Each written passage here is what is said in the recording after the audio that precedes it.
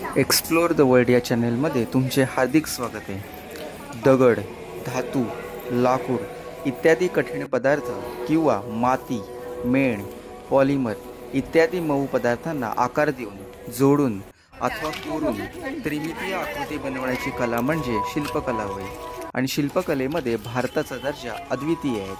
आणि आता आपण पाहतात ते म्हणजे विरूपाक्ष मंदिर, हम्पी।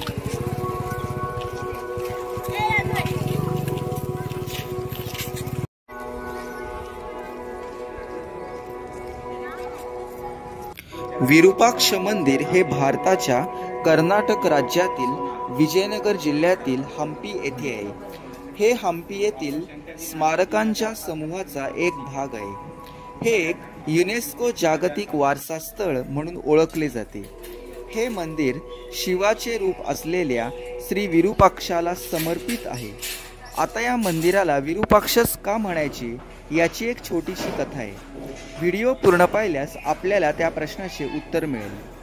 हे मंदिर विजयनगर साम्राज्याच्या प्रौढ देवराया या नावाने ओळखल्या जाणाऱ्या शासक दुसऱ्या देवरायाच्या सरदार नायक लंकेन दंडेशाने बांधले होते असे म्हणतात।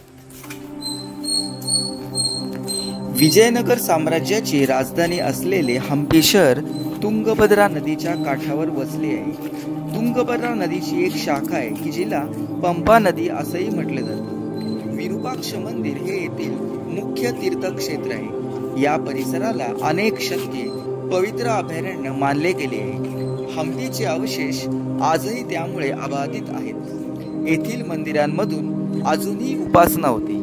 तुंगभद्रा नदीशी संबंधित असलेल्या स्थानिक देवी पंपा देवीची पत्नीचे एक मंदिर भगवान शिवाला समर्पित आहे।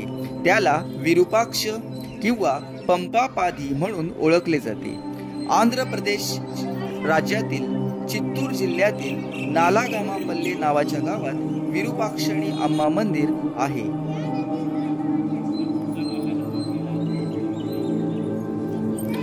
या मंदिराला सुमारे 7व्या शतकापासून अखंड इतिहास आहे। विजयनगरच्या सम्राटांनी आपली राजधानी येथे हलवण्याआधीपासूनच विरूपाक्ष पंपा अभयारण्य अस्तित्वात होते। येथे 9व्या आणि 10व्या शतकातील शिवाचा संदर्भ देणारे शिलालेख आहेत। विजयनगर साम्राज्याच्या सुरुवातीस हे मंदिर स्थापन झाले।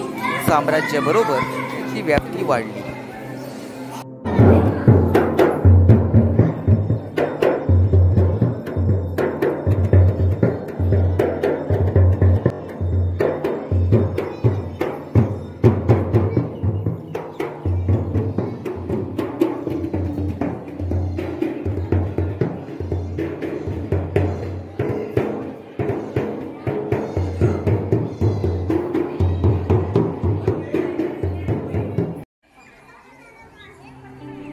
मंदिराच्या बहुतेक इमारती विजयनगर काळातील असल्या तरी चालुक्य आणि होयसळ कालखंडात मंदिरामध्ये बरीच भर घालण्यात आली होती। विरूपाक्ष मंदिराच्या छतावरील चित्रे 14व्या आणि 16व्या शतकातील आहेत। 1565 मध्ये मुस्लिम आक्रमणामध्ये शहराचा विनाश झाला, परंतु विरूपाक्ष आणि पंपाची ही मंदिरे आजही अबाधित राहिली। 19व्या शतकाच्या सुरुवातीस यांची मोठ्या प्रमाणामध्ये जीर्णोद्धार झाले, तसेच काही इमारती बांधल्या गेल्या। यामध्ये उत्तर आणि पूर्व गोपुराच्या काही तुटलेल्या बुरुजांचा जीर्णोद्धार करणे समाविष्ट होते। विरूपाक्षाच्या मुख्य मंदिरात एक गर्भगृह, 3 बाहेरचे कक्ष, एक खांब असलेला सभामंडप आणि एक खांब असलेला खुला सभामंडप आहे। या खांबांवर नाजूक नक्षीकाम केलेले आहे। याशिवाय मुख्य मंदिराच्या आसपास अजून एक खांब असलेला मंडप, प्रवेशद्वार, अंगण, लहान देवळे आणि इतर छोट्या इमारती आहेत। या मंदिराचे सर्वात उल्लेखनीय वैशिष्ट्य म्हणजे ते बांधण्यासाठी आणि सजवण्यासाठी गणिती संकल्पनांचा वापर केला आहे। डिसेंबरमध्ये विरूपाक्ष आणि पंपाच्या लग्नोत्सवासाठी येथे प्रचंड गर्दी होते। तसेच येथे फेब्रुवारी महिन्यात रथोत्सव साजरा केला जातो।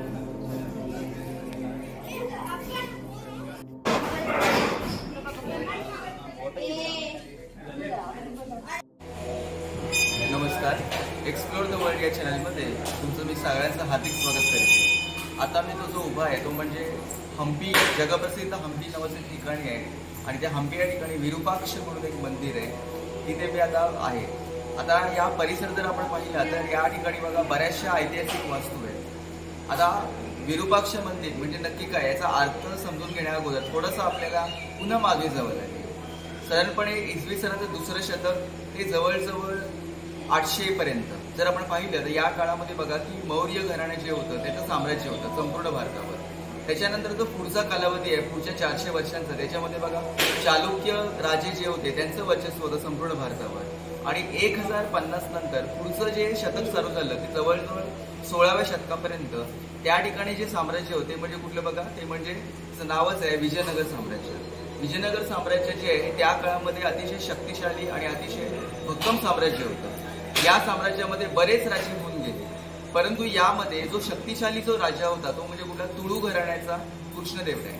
कृष्णदेवराय राजाने काय केलं बघा की हे जे साम्राज्य निर्माण केलं आणि हे साम्राज्य जे आहे बऱ्याचसं बघा विराट आणि शक्तिशाली साम्राज्य होतं. त्याने आपल्या सर्व राजांचा जे विरोधक जे होते त्या सगळ्यांचा पराभव केला आणि त्यांचं तत्व एकच होते म्हणजे काय ते हिंदू धर्म जो आहे याचं अस्तित्व टिकवणं हे त्यामागे एक वर्चस्व होतं. आता पुढे काय झालं माहितीये का की कृष्णदेवराय राजाने ज्या वेळेला बघा की राजा होण्या अगोदर जेव्हा तो लहान होता त्यावेळेला त्याच्या अगोदर जे पूर्वज होते त्या पूर्वजांपैकी विरूपाक्ष म्हणून, तर विरूपाक्ष नक्की इतिहासामध्ये एक्झॅक्ट डिटेल काय दिसत नाहीये, पण विरूपाक्ष हे कदाचित त्यांचे आजोबा किंवा पणजोबा असतील.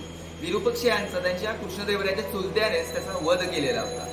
आणि मग वध केल्यानंतर पुढे काय झालं बघा की जेव्हा कृष्णदेवराय एकदम लहान होता तेव्हा काही कळलं नाही, पण जेव्हा तो समजायला लागला तेव्हा त्याला कळलं की विरूपाक्ष हेच आपले अगोदरचे पूर्वज आहेत आणि याचा कुणीतरी चुलत्याने वध केलेले आहे. आणि म्हणून मग तो वध केला, मग त्याची आठवण ही कायमस्वरूपी राहायला असावी म्हणून एक जगातलं एक भव्य दिव्य मंदिर उभारलं.